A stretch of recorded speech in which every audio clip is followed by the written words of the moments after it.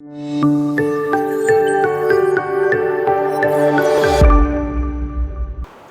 you see, now we are going to understand something from the bone. We know what is bone. Bone is one among the hardest connective tissue. The bone, which is the hardest connective tissue.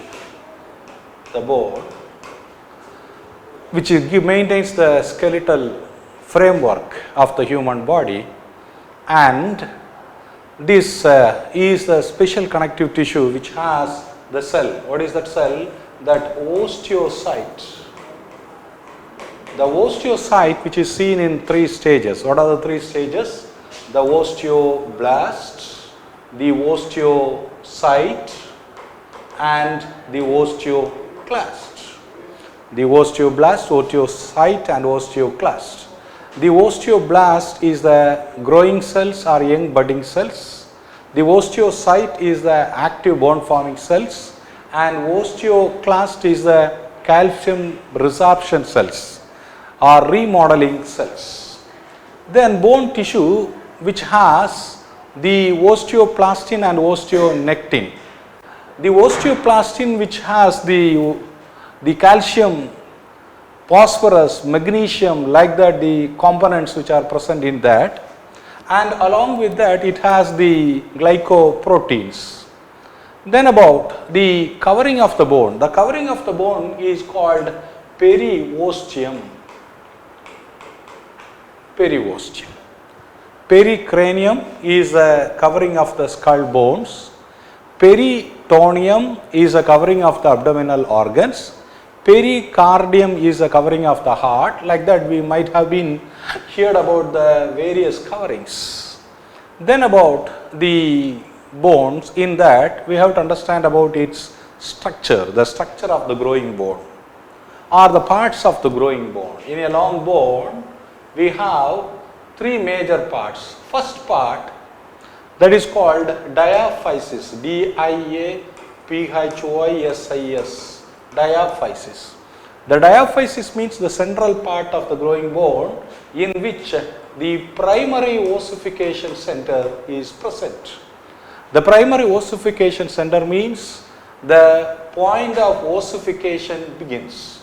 What do you mean by ossification? The bone forming process is called as ossification. What are the stages of ossification? There are four stages of ossification. First one, mesenchymal cell condensation. The mesenchymal cell. What is mesenchymal cell? The three germinal layers. What are the three germinal layers? Ectodome, endodome, and mesodome.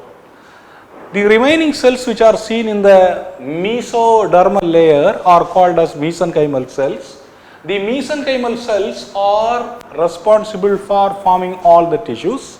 So the mesodermal cells are mesenchymal cells which is responsible for forming the bony tissue. So mesenchymal cell condensation is forming the first stage of the bone. Then second one, the model formation. The model of the future bone is being formed. That is the stage we call as model formation. And third one, the collar formation. The collar formation. And the fourth stage is called calcification. This calcification, which happens in the primary ossification center, and that is a part of the growing bone we call as diaphysis. This is the same way in the bony ends. We have some of the other centers. These centers we will call as secondary ossification center. The secondary ossification center, which has the deposition of the calcium ions, it happens next to that of the primary ossification center, and here the growth which happens or calcification happens towards the central part. From the diaphysis, the bone growth towards the peripheral ends, and the third part, it is seen between the diaphysis and the epiphysis. The area is called metaphysis. Metaphysis. So in a part of the growing bone, there are three areas. What are they? First part is the diaphysis, and second part is the epiphysis. In that epiphysis we have that secondary ossification center, and third part it is seen between the diaphysis and epiphysis, that is called metaphysis.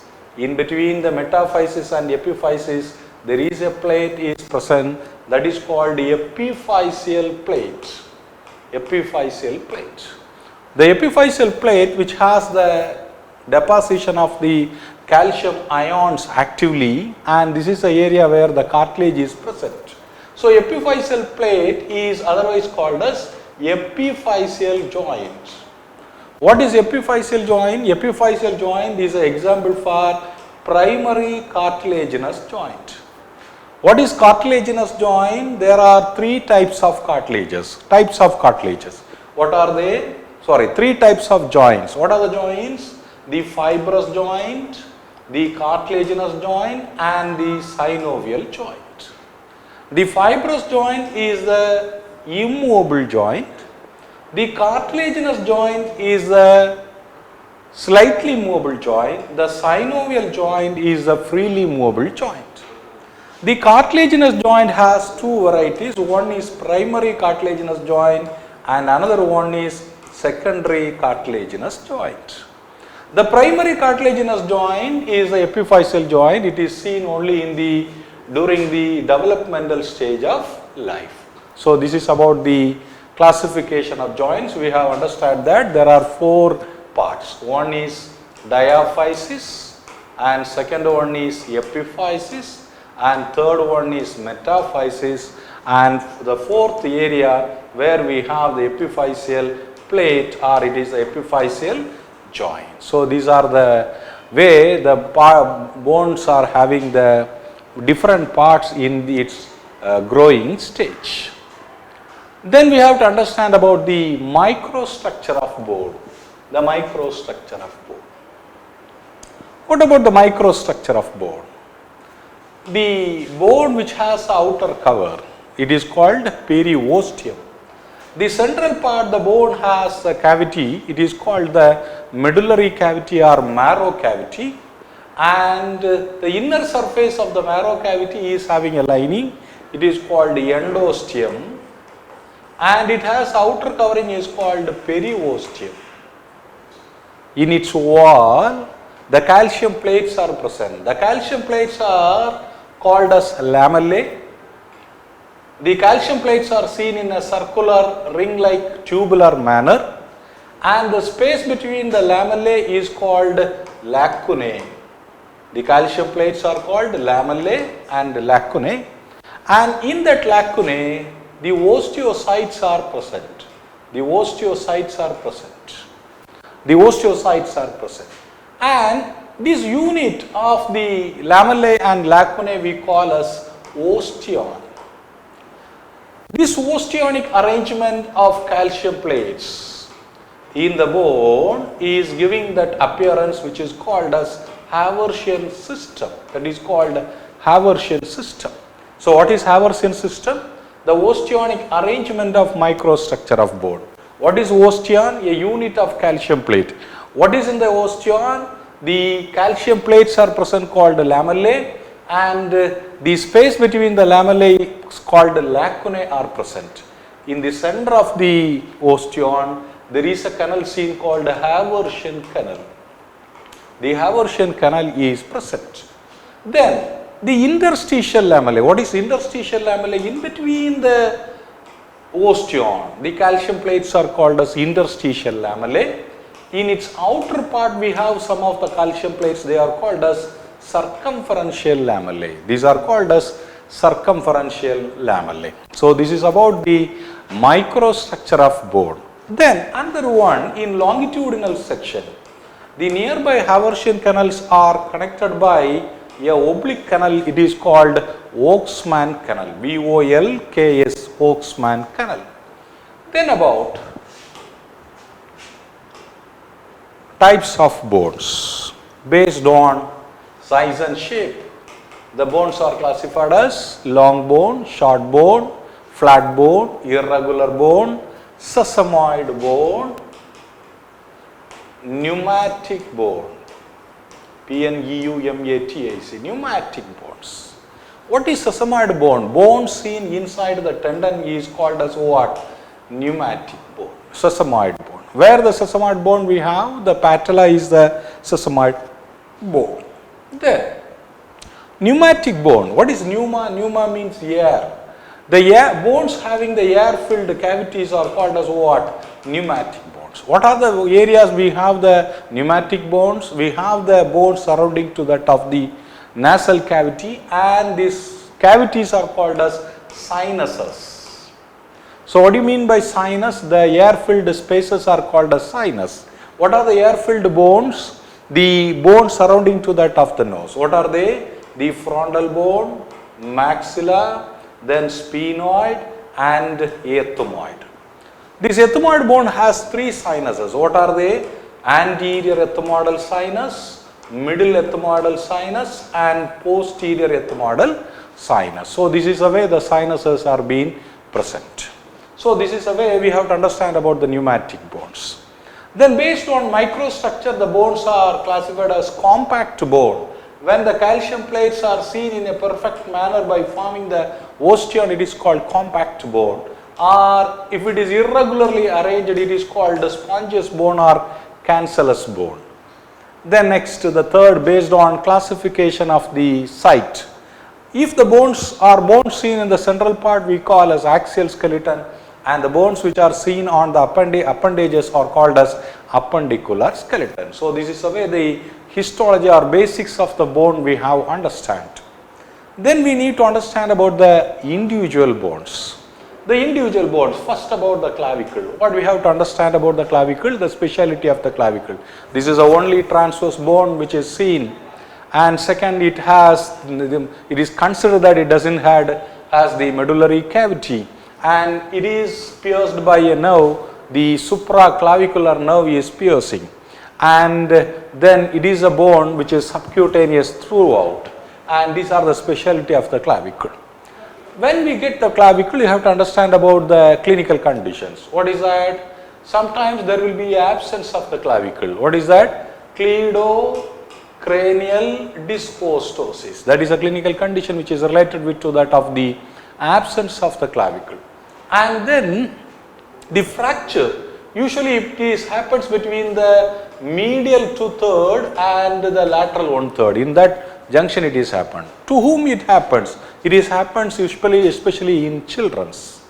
And then about the two features in the clavicle. One, the inferior, it is having a tubercle called conoid tubercle, and a ridge which is seen present called trapezoid ridge. Then about the scapula, we have to understand about the scapula. It is a triangular shaped bone. It has the what? Medial border, lateral border and superior border. It has a glenoid cavity, and then it has three processes. What are the processes? The spinous process, the acromion process and the coracoid process. These are the processes which are present in that. Then clinical conditions which we know, the winging of scapula. What is winging of scapula? Injury to nerve to latissimus dorsi, nerve to serratus anterior.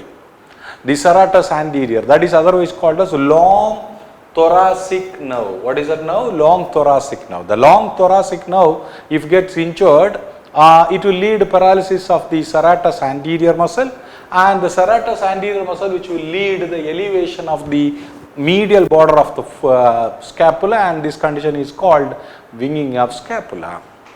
Then next, about the humerus. We have to understand about the humerus.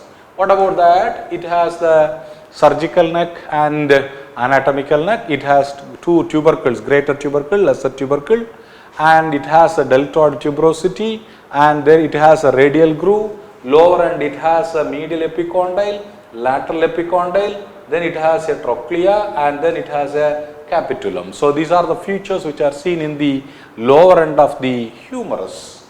Then it has two processes which were seen anteriorly, the coronoid fossa and radial fossa.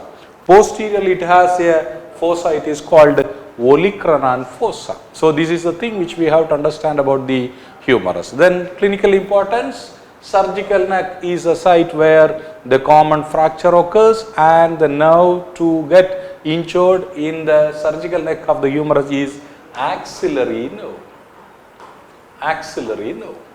What about the axillary nerve? The axillary nerve, if gets injured, it will lead injury to the paralysis of the muscle, deltoid muscle.